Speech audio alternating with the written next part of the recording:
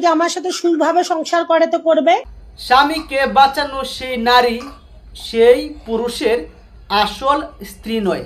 এখন বিষয়টা হলো, তার স্ত্রী আজ এক সাক্ষাৎকারে বলতেছে, আমার স্বামীকে যে নারী বাঁচিয়েছে সে তার পরকীয়া প্রেমিকা।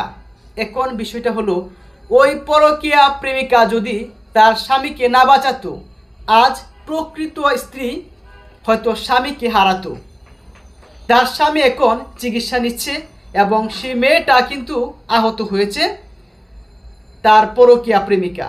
অর্থাৎ ডাকাতরা উত্তরায় যে দুজনকে এলোপাতাড়িভাবে কুপানোর চেষ্টা করেছে তারা এখন আহত।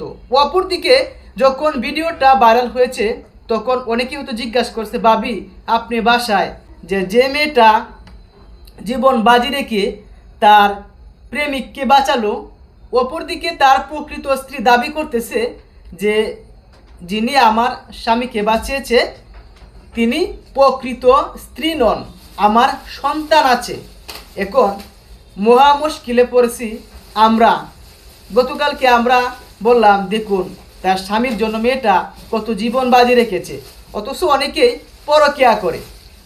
সেক্ষেত্রে কিন্তু প্রশংসা না করে পারলাম না সেই মেয়েটার। তবে অবিশ্বাস্য হলেও সত্য যে সত্য কখনো চাপা থাকে না, লুকিয়ে থাকে না।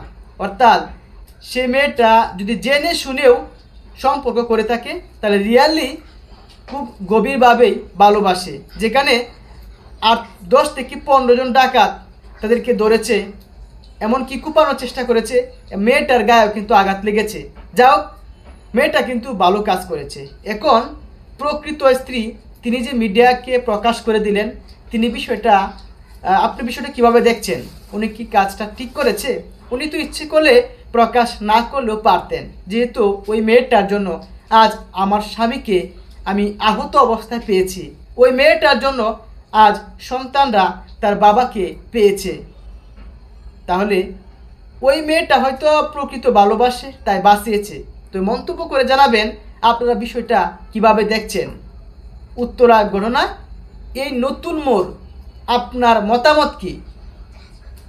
এখন আরেকটা কথা না বললেই না হয় যে প্রকাশ্যভাবে ডাকাতরা, সেটা পরকীয়া প্রেমিক প্রেমিকাই হোক আর আপনার বোন আমার ভাই বোনই হোক না কেন, এভাবে যে ডাকাতরা প্রকাশ্য তাদেরকে এলোপাতাড়ি কোপানোর চেষ্টা করেছে, তাদের ওই দলটা কিন্তু আমাদের ছোটো করতে হবে, নয়তো আস্তে আস্তে বৃদ্ধি পাবে, ইফেক্টটা আমাদের উপর আসবে। যাও, পরবর্তী পরিস্থিতি বোঝা যাবে কোথায় গিয়ে দাঁড়ায়। ধন্যবাদ।